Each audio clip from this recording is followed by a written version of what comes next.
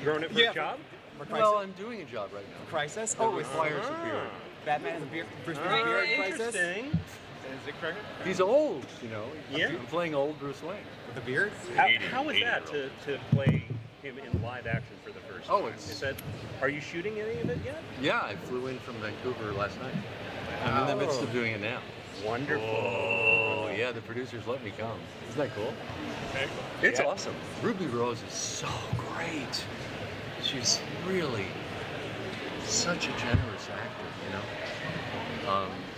I could just fall into her eyes, really, when I'm working on it. Were you happy with the script when you got it?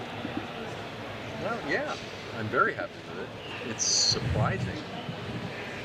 The audience is going to be, I think, pleasantly surprised. It's very complicated, and they're really sparing no expense. The sets are phenomenal. The cast is huge. The production team is huge. It's like a military operation. It's massive. It's good. I can only imagine it's going to look beautiful. And to be finally playing the character, you know, it's when you do a voice performance. Voice acting is acting. People always think it's somehow different than acting. It's not. It's acting. You're portraying a full character. You're creating a full character, but you only have your voice to tell the story. Yeah. To suddenly be doing it on camera, you then have to be aware of the camera angles and the lighting. There's a physicality to it. When you're in a sound booth, you can just live in your own imagination. There's a liberation of being in a sound booth because no one's watching. But suddenly there's 100 eyes watching you around the set. You know, sets are not intimate. There's hundreds of people there. And they're all looking at you like this, you know. So there was a moment of readjusting to being on camera, which I hadn't done in over 20 years. But I'm loving it. That's wonderful. Great. So, on Batman Beyond, well, first, when you originally played Batman, you're famously famous for the duality, playing Bruce Wayne different from Batman. But for this one, since Bruce is always Bruce Wayne, I think it's the real Bruce. It's when he's with Terry, he's the real Terry. He's the real Bruce Wayne, excuse me.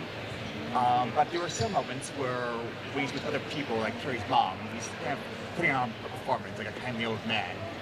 Would you say that performance aspect of being Bruce Wayne was still present in the show? Well, my feeling was always that my sort of secret to playing the role, or the actors always look for a key into a role that kind of gets them in, what they call the hook. My hook was that Batman was not a disguise. Bruce Wayne was the disguise. Batman is what happened to him after his parents got murdered in front of him. The only way he could cope with the world was by transforming into this dark vigilante. But he disguises that by being Bruce Wayne, by putting on a suit, by being charming. Everyone has a public and a private face. His public face is Bruce Wayne. So that way when I went into the Batman sound, into that, it never sounded like it was a phony voice, because I was playing it as it was the genuine voice. That's who he really was. So that was my hook into it. So when I was doing old Bruce Wayne, since that's who he really was, I used that as my launch. That was so it was the Batman voice, because that's who he really is. But it had to be aged down to like an 80-year-old. Get off my lawn! This cranky, old Bruce Wayne.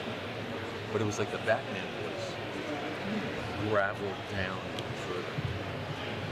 And then when he is with Terry's mom, you're right, he lightens it. He charms her. So it was a slightly lighter version of that. Does that make sense? Completely. Do you use the same key in your current role as Batman Crisis? Do you have inspiration that you're taking directly? Huh? Do you use that kind of same key, that same entryway, playing Batman for Crisis. Yeah, I'm playing him as the same character, but he's in an entirely different situation. But I'm playing him as that character, old Bruce Wayne. Did it take some time at the beginning of the TV shows to find your Batman voice? Did I take some time To find your Batman voice? You know, that's what's bizarre. I went into the audition in 92 or 91. I had done commercial voiceovers, and I'd done theater. I was a theater actor in New York. I went through Juilliard. I mean, this is my hometown. This is where I'm from. And I'd only done commercial voiceovers to supplement my theater, which a lot of theater actors do in New York. So when I went into audition for Batman, it was the first animated role I'd ever auditioned for. I was not one of those Hollywood voice guys who does animation, you know. It happened to be a time when the studios were looking past that pool of actors. There was a small pool of actors that did Fred Flintstone, you know, the big characters, Looney Tunes and stuff. They were looking past that to film actors and stage actors. They wanted to get a more diverse group. So I went in 92 or 91, and I only had my stage experience in that. And I only related to him as an acting exercise. And I met Bruce Timm, and he said, well, what do you know about Batman? I said, well, I know the Adam West show from growing up. And he said, no, that's not what we're doing. He said, we love Adam West, but that's not what we're doing. Excuse me. And he said, don't you know the Batman legacy? His parents were murdered in front of him as a child. He's lived a life to avenge their deaths. And I said, I know nothing about this. So he told me that story, but because I knew nothing about it, I was so naive, I had no preconceptions, I was completely free to just improvise in the room. So I came up with that voice on the spot, just using my imagination, because I had no preconceptions. And as I was putting myself in the situation of that character, watching his appearance, I just came up with this very moody, dark sound. Pretty sexy too. But they hired me on the spot, and they'd seen 500 people. And that's not because I was better than 500 other actors.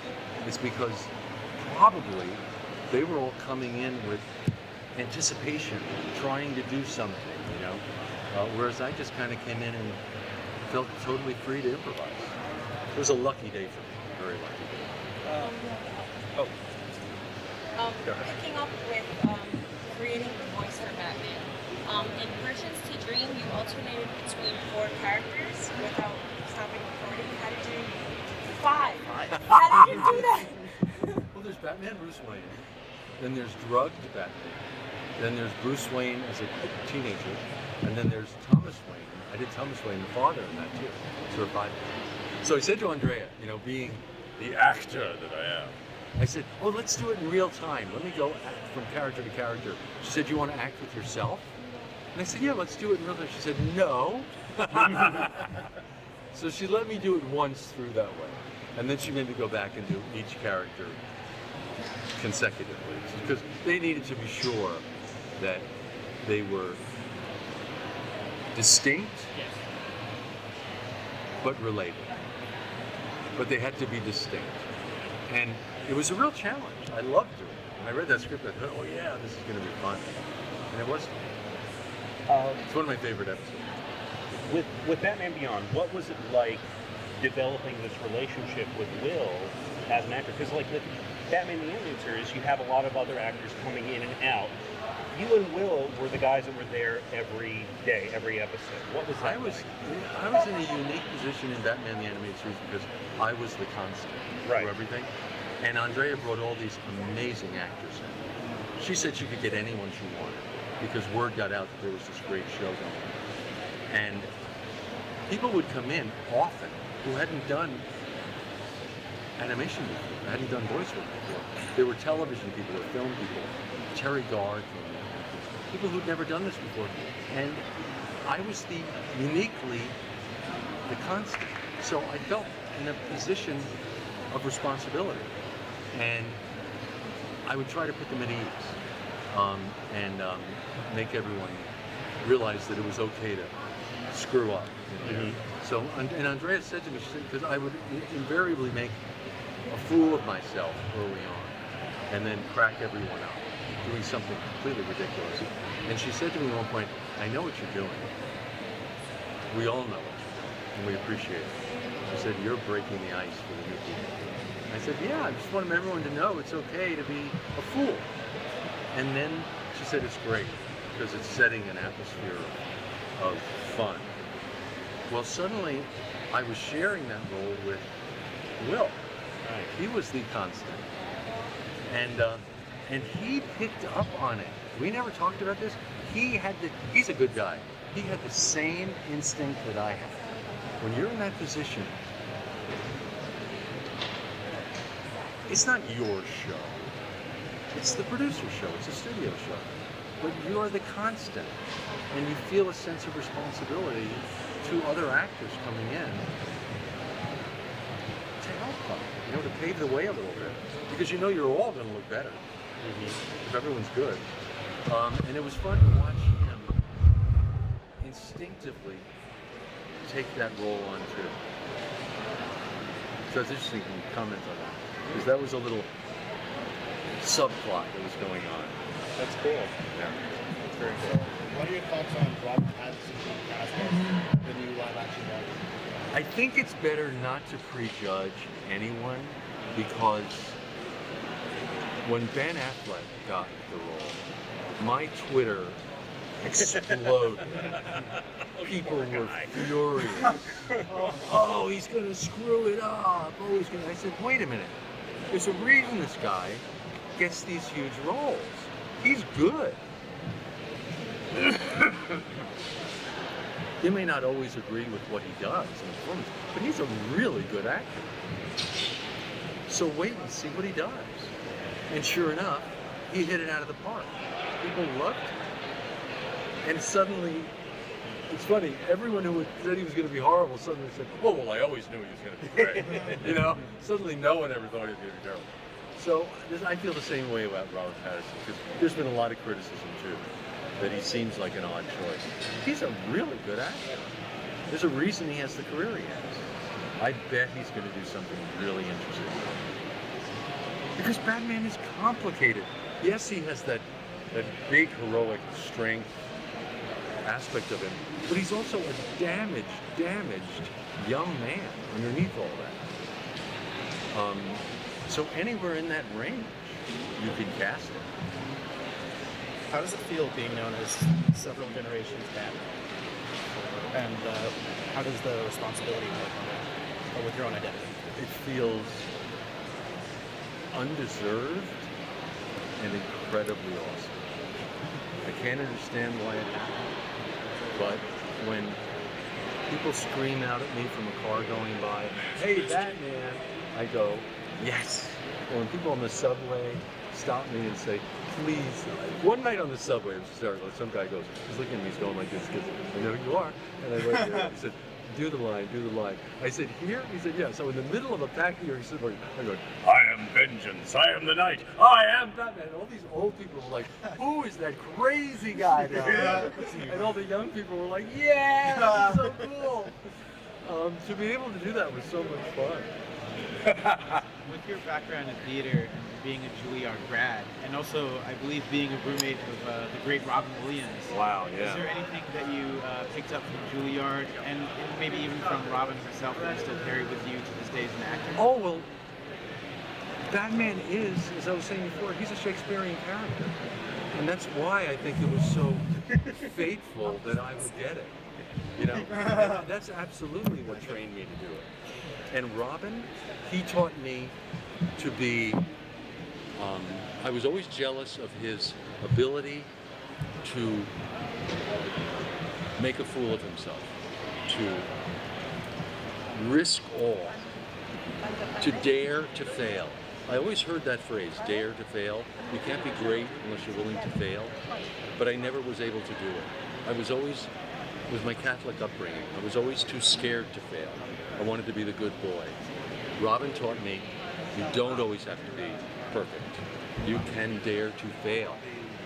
And that's what I learned from him. Thank you very much.